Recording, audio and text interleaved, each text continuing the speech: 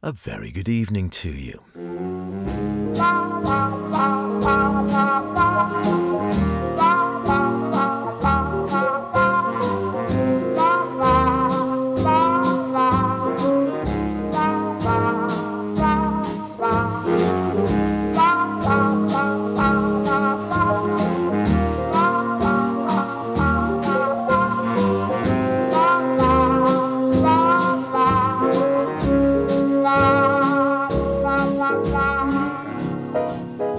And welcome along to another Sweet and Swing here on Max Radio. My name's Howard Kane. A pleasure, as always, to have your company on a Friday night.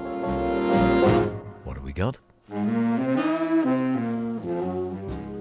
How about some Wakey Wakey with Billy Cotton, of course. More from the Antonio Carlos Jobim songbook. Something from the Squads, not heard from them for a while. Sinatra at the Sands. And more. You know what, it's not what I do. It's the way I do it.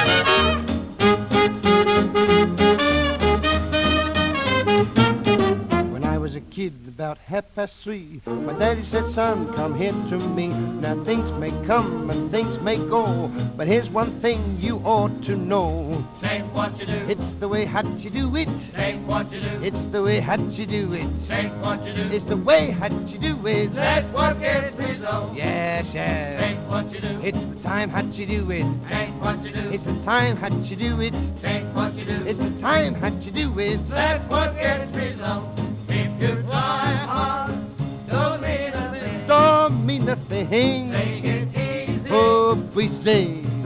Then your jive will swing. Mama. Take what you do. It's the place how you do it. Take what you do. It's the time how you do it. Take what you do. It's the way how you do it. That's what gets results.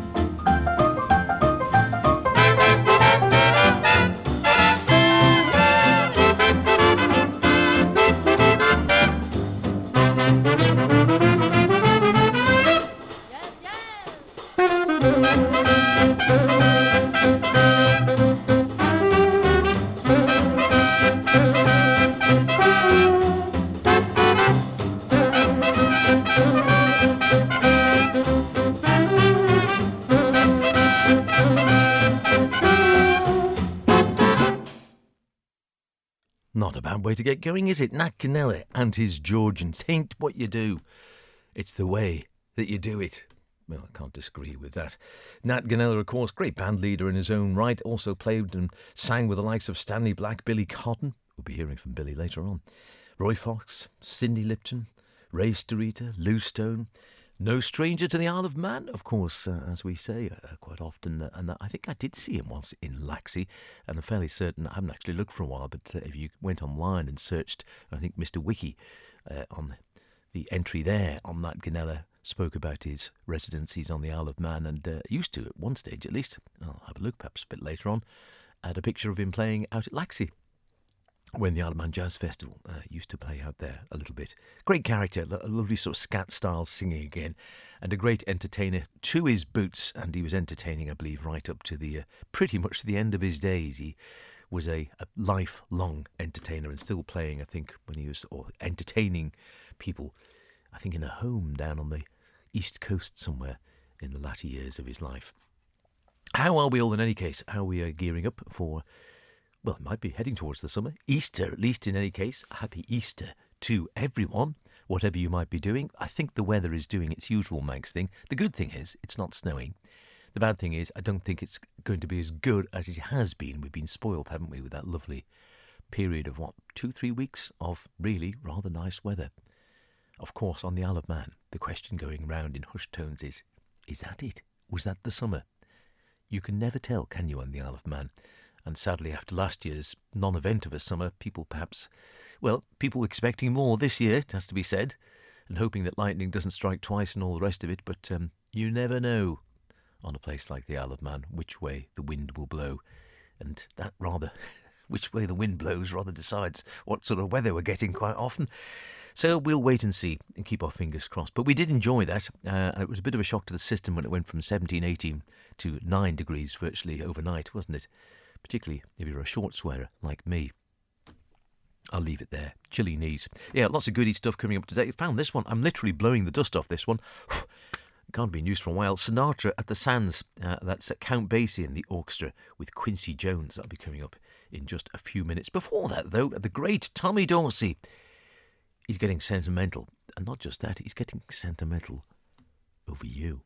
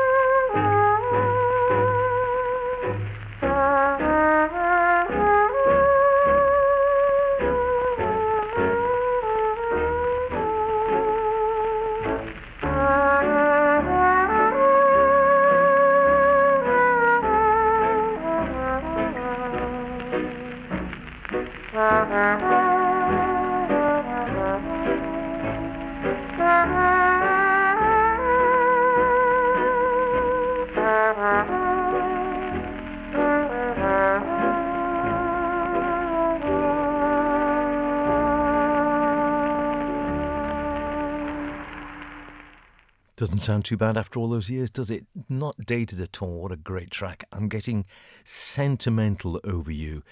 Never played better, I think, than by Tommy Dorsey there. He had a fantastic tone. I've never been, if I'm really, really honest, a great fan of trombone solos or the trombone generally as a solo instrument. I much prefer a muted trumpet or a baritone or alto sax or tenor sax, or any of the saxes realistically. Trombone never quite did it for me. With my modern head on, I did quite like Albert Mangelsdorff and some players there. Albert used to use multiphonics, so he'd sing through the trombone. I think Tommy might have done that occasionally as well. So you'd sometimes get these sort of chords almost. Very, very clever and interesting to hear it done. But Tommy just had a great tone and sort of was almost human-like, wasn't it? The voice. Lovely stuff. Now then, let's get a bit of a warmth going here, because it has gone a little bit chilly of late. So perhaps if we could go to some sort of nice tropical shores, get the maracas going, maybe get a little rum cocktail, a rum poncha if you're going to Madeira. Sit back on a beach somewhere and enjoy a wave or two.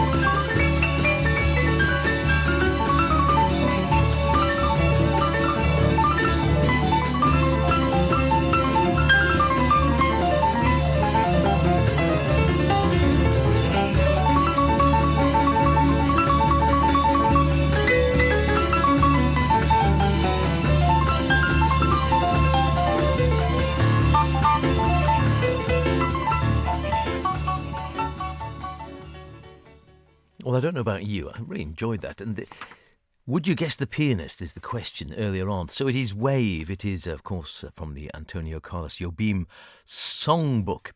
And one we used to play with the old maestro back in the day. It used to be familiar, doing it as a bossa nova, you know, the sort of rhythm. And yeah, we used to play that and Tangerine quite a bit with the old maestro at the keyboards and brother Chris at keyboards as well, and Brian Westwell on the bass. That was, well, I don't know, it's Klaus Ogerman's orchestra, Sam Jones on the bass there, Bobby Durham at drums. But who was playing the piano? You would never have guessed it. Perhaps just at the end, all of a sudden it sounded, yeah, okay, that sounds more recognisably like the man, Oscar Peterson. Yeah, I mean, he was so restrained for 3/4 of the track when he's known for his incredible runs up and down the keyboards and big chords and such like. But there was none of that. It was all pretty restrained stuff for a lot of it, and you'd barely recognise him. And towards the end there, he was sort of getting into his Oscar-like stride, quite literally, as it were. But yeah, enjoy that. Nice one. Keep that one in the bag. Brings a bit of sunshine to spring. Sometimes we need it. Sometimes we don't. Tell you what we haven't had for a while. The Squadronaires, Commando Patrol. All sorts of cracking ones on this. Big Ben Bounce, the Pogo Jump. A mellow kind of mood. But I've decided to go with Sea Jam Blues.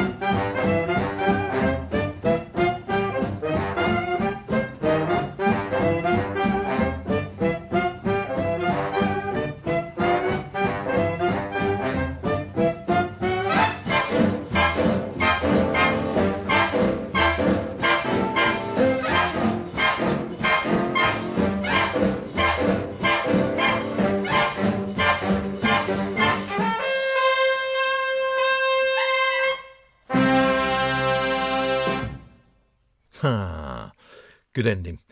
Sea Jam Blues played there, not by Duke, but by the Squadronaires, of course. Formed really to try and raise morale by the Royal Air Force, 1939. The Air Force implemented this plan to try and raise morale, entertain the troops as they knew they were heading into war. The Squadronaires was one of the bands which became organised as a result. One of several bands became organised as a result over the years. Quite a few fantastic swing bands and big bands playing, of course, to try and keep morale up during those dark years. And the band drew from some of the very best musicians of the day and became, not surprisingly, hugely popular, and perhaps the best known of the British military dance bands of the times. Something in the Air, the theme tune, of course, There's Something in the Air, and such like. Played at dances and concerts for service personnel and broadcast on the BBC, the first of which took place in January of 1941. And then after D-Day, the Squads went on to entertain troops and service personnel in northwestern Europe, but had to return to Britain because of military operations there. And then after demobbing, they formed a civilian band, but they kept the name. They were still the Squads. And of course, Ronnie Aldridge had been the arranger and the co-piano player, but in the early 50s took over as band leader. And it was then given his name as well, Ronnie Aldridge and the Squadronaires. And Ronnie, of course, no stranger to these shores. Sid Dale replaced Ronnie as pianist and helped with the arrangements. And I note, looking at the notes, that the touring season of 1951 was the busiest period of activity the band had ever experienced. And it's noted that in 1952, the Squadronaires began a regular summer engagement at, all together now, some of you remember, some of you won't, the Palace Ballroom in Douglas on the Isle of Man. And believe it or not, that continued until the year after I was born. I was a little too young to go down and enjoy them, but the last season they played was 1963. And they played in the ballroom every night except Sundays, when they played concerts in the Palace Theatre. Well, anyone remember that? Like I said, just before I would have been around. I would have been around when they were still playing, but I'm afraid far too young to actually remember them or go and see them. But I dare say one or two of you wouldn't be too young, and you might have enjoyed them during that, well, how many seasons was that, did I say? 9 years, something like that they played seasons over here. Amazing, really. What a great band to have here. So if you did remember them or have any memories, why don't you drop me a line? It'd be lovely to hear. Howard Kane at maxradio.com, CAINE. And yes, it'd be really nice to hear your thoughts. We play a little bit more Squads. Might even be able to do a whole programme about some of their music and their time here. Why not? You never know.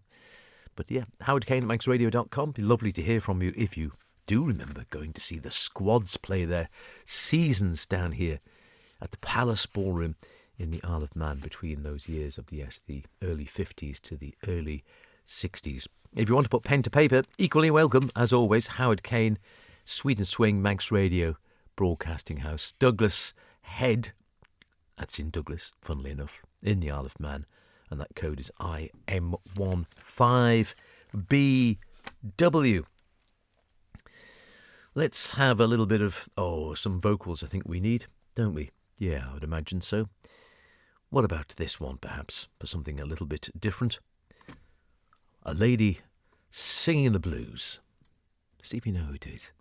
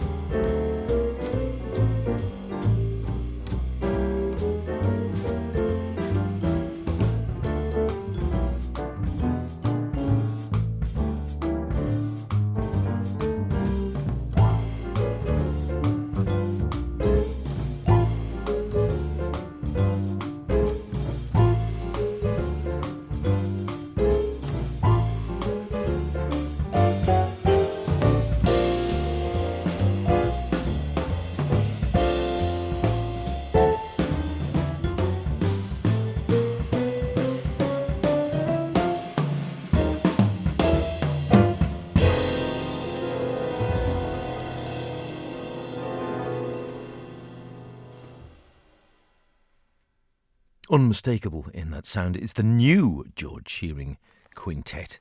So the sound is unmistakable. It was a slightly separate lineup, of course, to the original lineup on that one.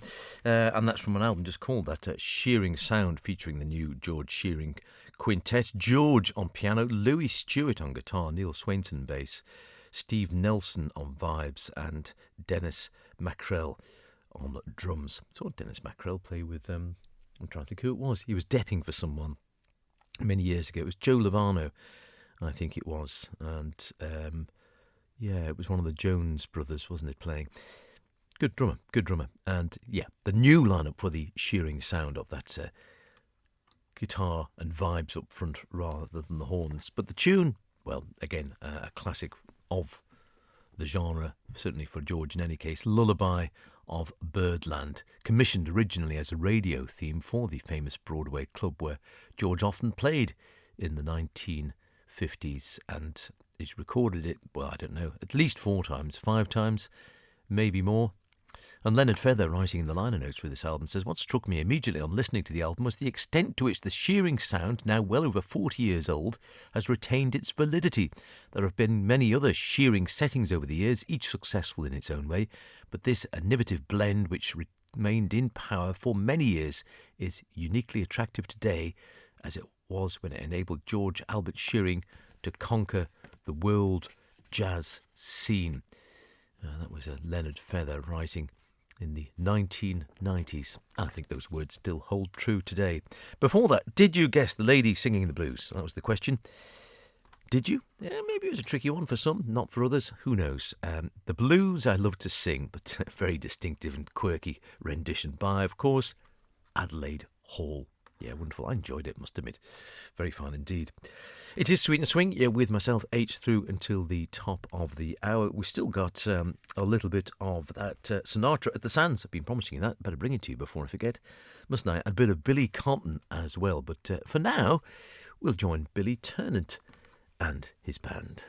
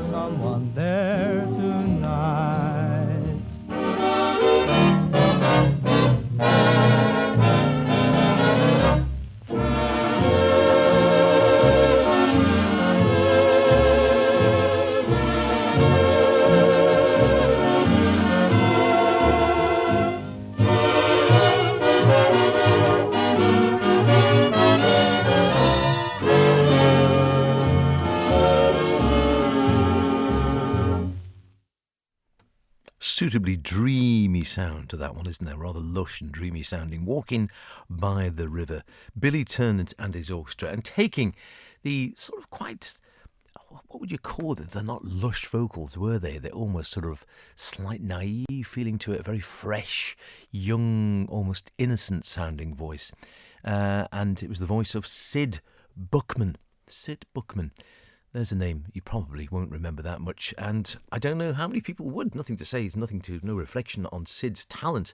But even if I turn to my book of words on such things, the England's second book of British dance bands, singers and smaller bands, they have this to say of Sid Buckman: instrumentalist and vocalist with several bands, notably Roy Fox, but also Billy Tennant, Jack Hilton and Billy Cotton. And note that he passed away in 1981. And as I say, is that any reflection on his talent? Not at all. It's just so many of the artists, as we oft say over the years here on Sweet and Swing, big stars in their time, and with the fickleness of fame, have faded away over the years. Except, of course, for programmes here, like Sweet and Swing. Speaking of which, a name who hasn't disappeared over the years, I would suggest, and still a lot of people might remember, Billy Cotton.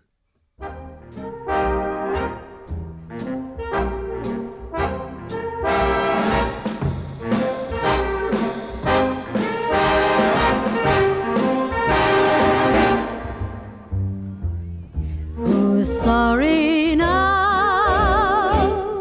Who's sorry now?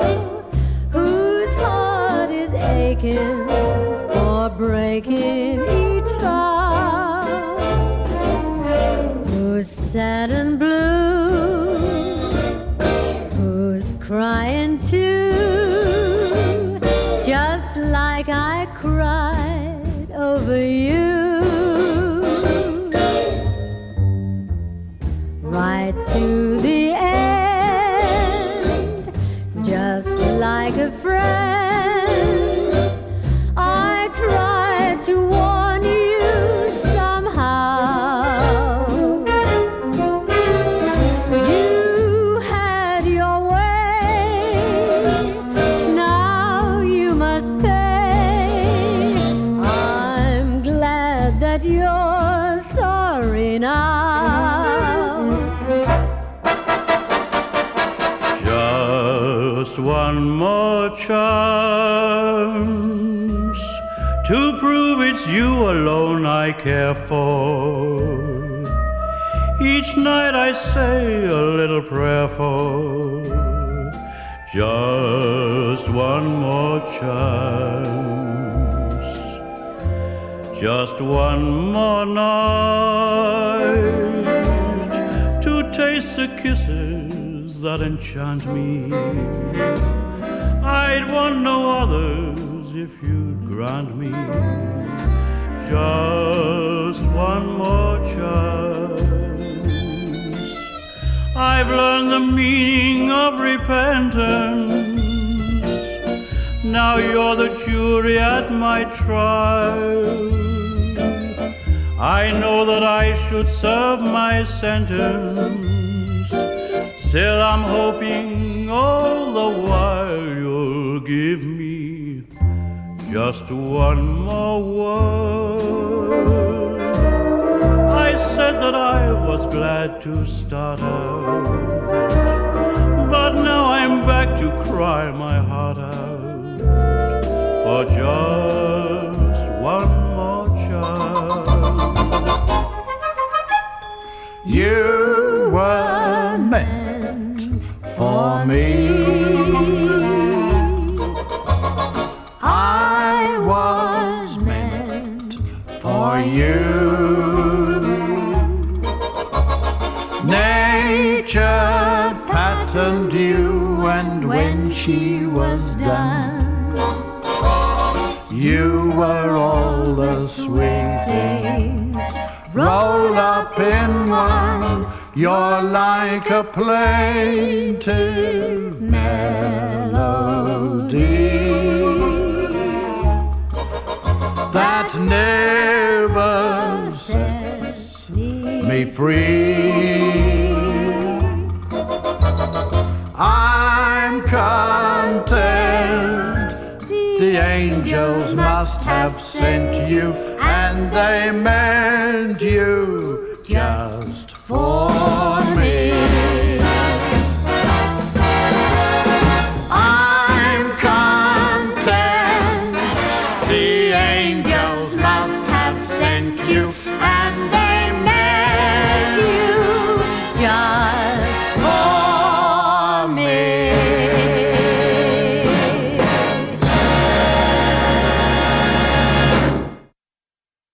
Billy Cotton, of course, and his band. Was that Billy? No, it was that Breezy, was it? Alan Breezy and Kathy Kay singing in that little medley of songs, starting off with Who's Sorry Now, then Just One More Chance, and You Were Meant for Me. Yeah, you got it.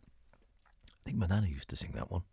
Seem to recall she did. One of her favourites. She had a few she'd sing from time to time when she was in the mood. Okay, we are heading to the Sands. I've never been there. I've got a towel somewhere brought me, I think, from the Sands once when Frank Sinatra was there with Count Basie and the orchestra, arranged and conducted by Quincy Jones. That would have been right. Not a bad gig to go and see, wouldn't it? An LP originally released in 1966. This is a CD version of it. And here's Frank himself to tell you what's coming.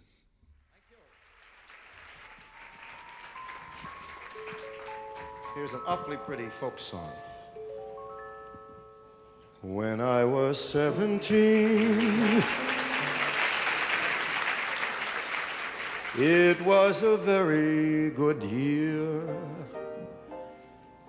It was a very good year for small town girls and soft summer nights. We'd hide from the lights on the village green when I was 17.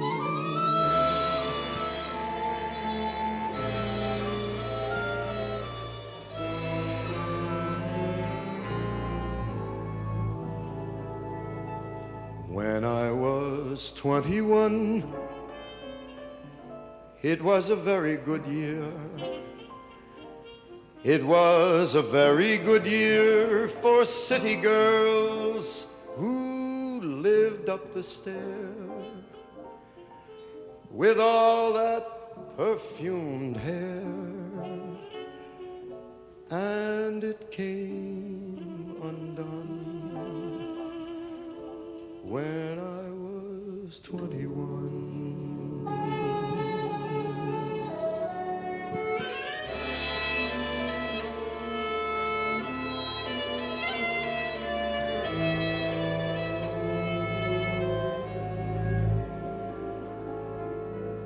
Then I was 35.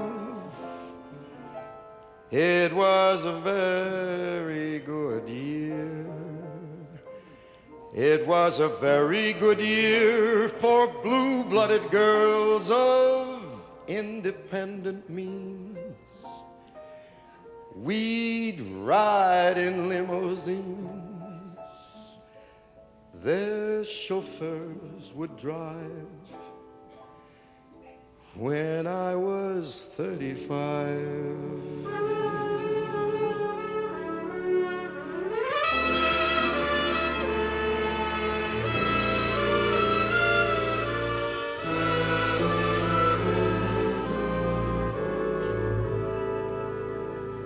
But now the days grow short. I'm in the autumn of the year, and now I think of my life as vintage wine from fine old kegs. From the brim to the dregs, and it poured sweet and clear. It was a very good year.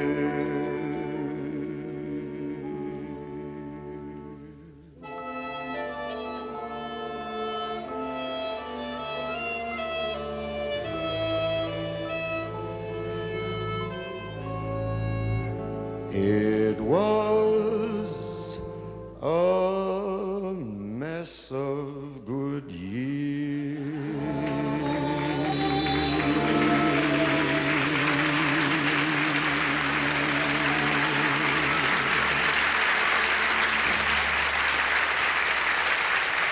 Oh, great applause there. Great applause. The man himself, Frank Sinatra, at the Sands in Las Vegas. I think it is, isn't it? Not that I've ever been. With not a bad lineup, really, of Quincy Jones and the Count Basie Orchestra. If I don't warble too much, I'll fit in a little bit of the great trumpeters of jazz. We've been enjoying this over the years. We had Lee Collins last week. Henry Red Allen is going to join us this week, feeling a bit drowsy.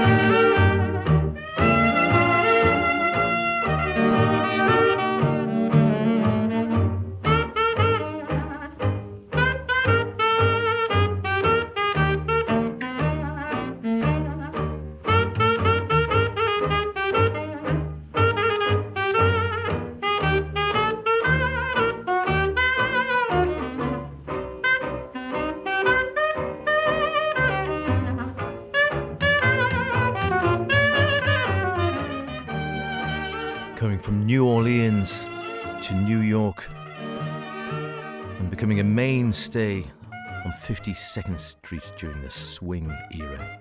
Henry Red Allen, pretty much bringing us to the end of this week's Sweet and Swing. I'll see you in a couple of weeks. Gil the Lowing might be after, I don't know. Look after yourselves. Cheerio.